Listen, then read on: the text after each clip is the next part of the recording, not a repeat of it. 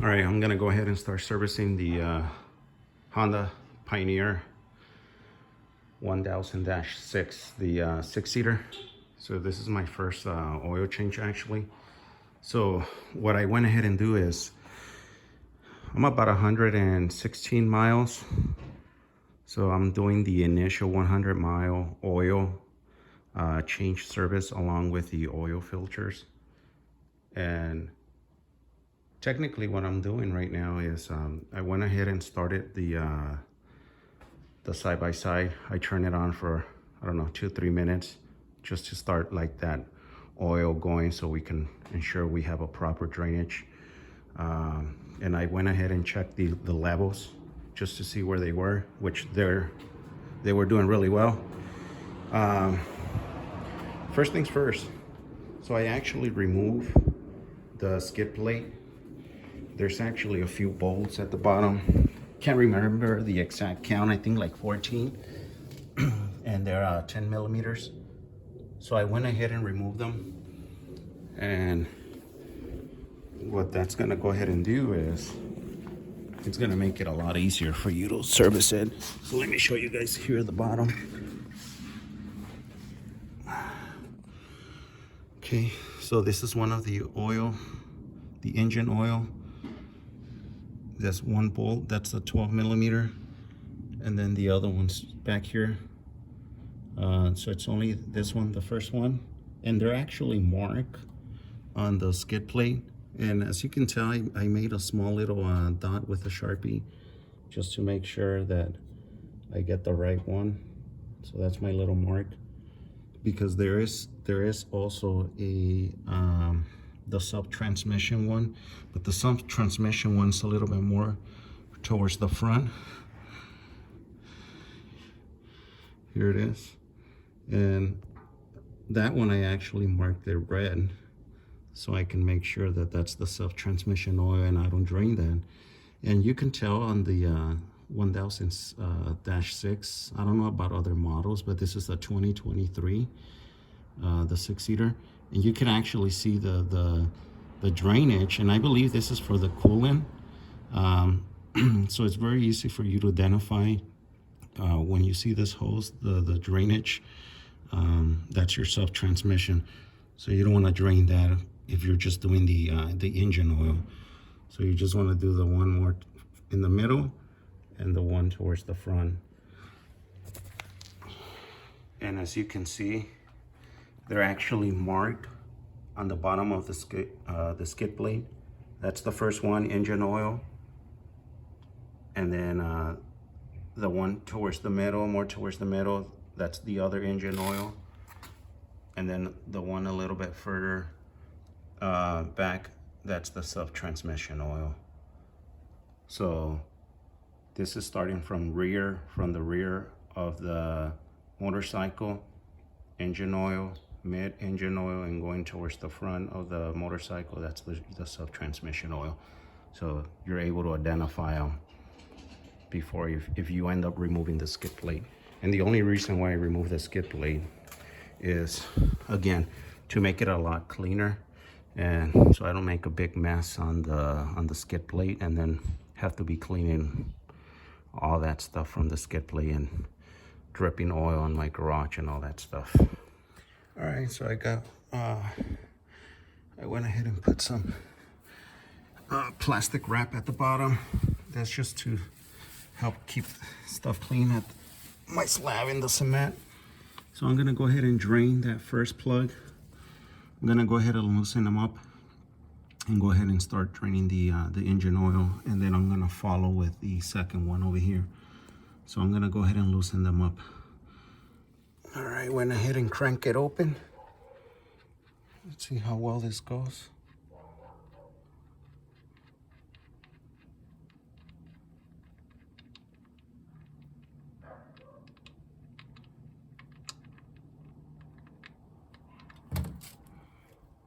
All right. And looks pretty good. The engine oil still look fairly clean. So I'm gonna go ahead and let that drain a little bit, and then I'm gonna go ahead and loosen up the other one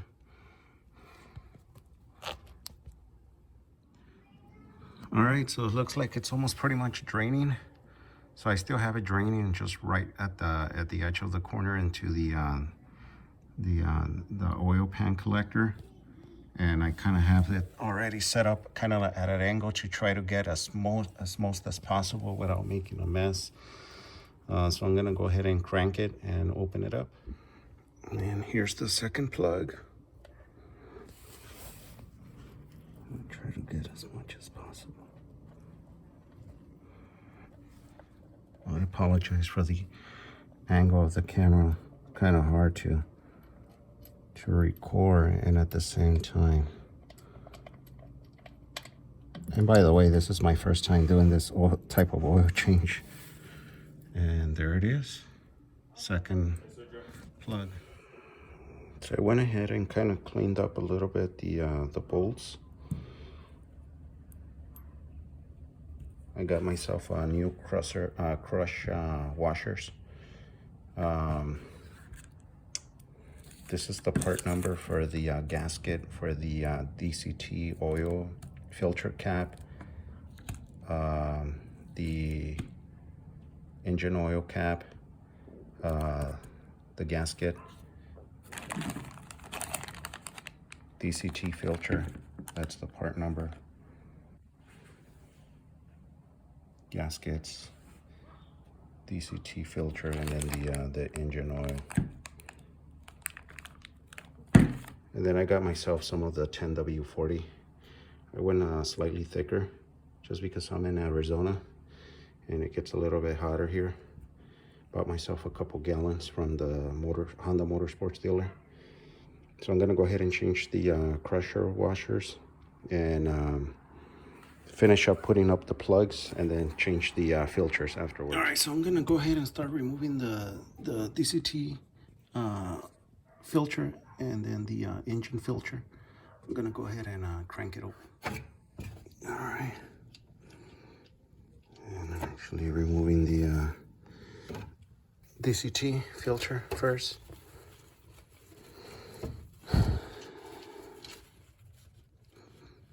And by the way, the bolts, they weren't really that tight. I was able to just crank them open really easily. Make sure, you know.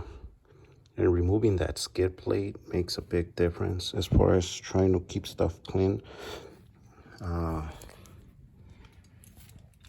I really don't care where the oil drops at this point because the oil pan, it's right on the bottom.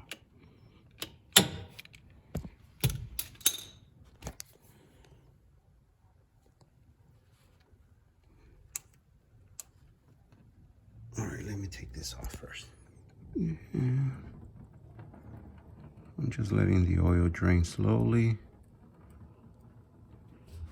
dripping on the pan on the bottom. All right. Go ahead and take it out for now, the cap. And you can see the spring still there, so I'm gonna go ahead and carefully pull it out. And I'm gonna try to keep the same orientation. I don't think it makes a difference, but I'm gonna put it kind of like upside down to keep that same orientation. Then I'm gonna go ahead and remove that oil filter. Let's see if the needle nose pliers does it.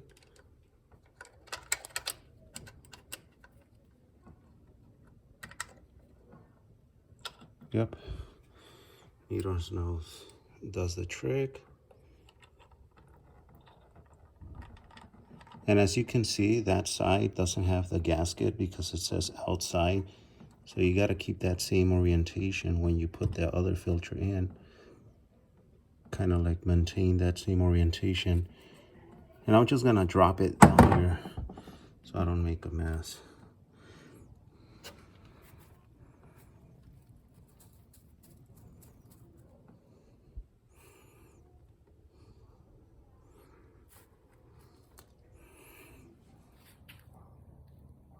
And the O-ring was doing really well, but I went ahead and removed it, and I'm gonna go ahead and replace it with a new one. So I went ahead and changed the gasket on the cap for the DCT filter. I got the brand new filter right here. Kind of lubricate a little bit the gasket with a little bit of the same oil, and same thing with the O-ring or the gasket. I went ahead and lubricated, and I'm just gonna go ahead and clean up here a little bit, and probably clean it with Parks cleaners a little bit towards the end. And let me go ahead and put the filter in. So when you put the filter back in, you kind of have to make sure that it goes in. So you kind of have to lift it off slightly and make sure you give it a nice little wedge, like a push in there, to make sure that it's sitting in place properly. Because there is like a small little nipple where that O-ring needs to sit in, the inner part. But it seems like it is sitting in there properly. And I'm gonna go ahead and put the spring and the cap back on. All right, and same thing, I went ahead and loosened up the bolts for the engine filter. And what I did is I kind of grabbed the lip of the edge where the bolts go without trying to go all the way to in. I kind of just grabbed like a pair of needle nose pliers and wedge it out slowly, because the cap it's pretty good in there. It's nice and wedged. I'm gonna go ahead and remove them and reinstall the new filter and replace the gasket on the cap. So I went ahead and put it's getting a little dark for me, I'm sorry. So I went ahead and put them in. I just went ahead and torqued this to 9 pounds per the specs. And I have my little torque wrench here. And they seem to be going in fine. So I'm gonna go ahead and torque it. Go ahead and clean it up a little bit.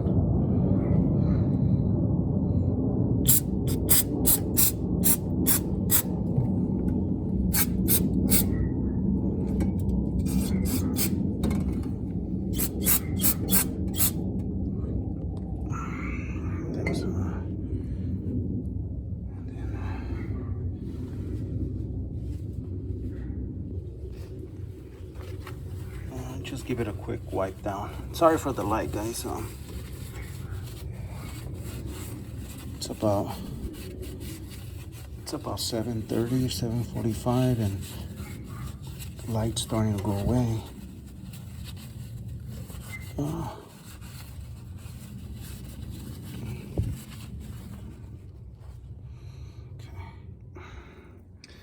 right, so I went ahead and put the mid drain plug bolt back in, and then the one a little bit further to the front. I'm gonna go ahead and put them nice and snug and torque them to 22 pounds.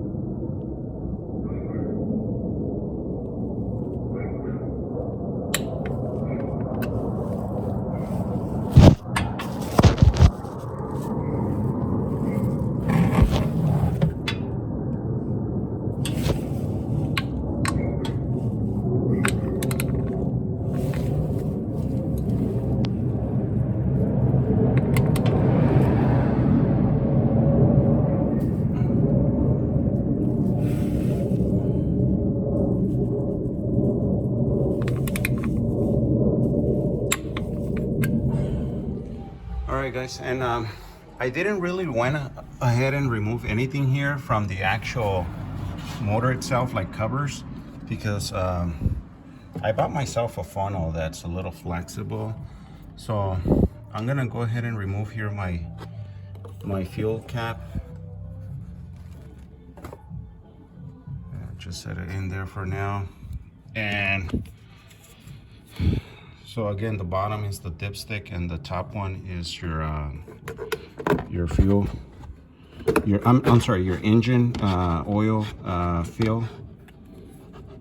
And it looks like we got a pretty good angle in there. So I'm gonna go ahead and start filling up 6 quarts, 6.1 quarts And then I got myself a couple 2 gallons. So I'm gonna fill up an entire 1 gallon, that's 4 quarts, and two quarts of the other one, 2.1. So that will be a total of 6.1. So I went ahead and put the cap back on. I added a whole 1 gallon, which is 4 quarts, and half of this one, which is 2 quarts. So it's a total 6.1. And by the way, 0.1 quarts, it's actually about 4 ounces, just to let you know. So I bought this like from Dollar Tree, which measures cups, and 32 ounces is 1 quart. So I fill up 2 of these little jugs up to 32 ounces. 32 ounces, 1 quart times 2. That was 2 quarts. So that's a total of 4 plus 2, 6. And then I filled it up to the 4 ounce. 0.1, it's about 4 ounce. So I'm gonna go ahead and start it up. Idle it for about 3 to 5 minutes. And then let it rest for about 3 minutes or so, and check the oil level. And I'm gonna check the oil dipstick. And even though I didn't change the sub transmission, I'm gonna go ahead and have it checked as well, just to make sure everything, it's all good. And by the way, I forgot to show the way that the filters kind of came out. They did came out a little dirty.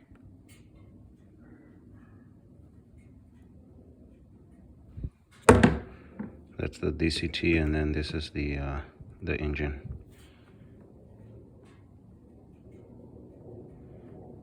Yeah, I'm glad I changed them at the 100 mile. All right, so quick recap. I went ahead and checked the oils, and everything looked good. And by the way, when I filled it up to 6.1, it actually needed a little bit more. So I add 6.1 quarts. And I ended up adding about another 16 ounces, so about half a quart, to kind of top it off to where it was before. So service went pretty good. And by the way you reset the little maintenance light, this little button right here with the key, the way it is off, just press and hold it and turn the key to the on position without starting the engine.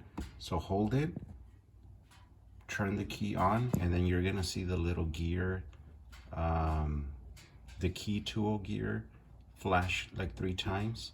And as soon as that happens, just release the button, and then it will reset the light.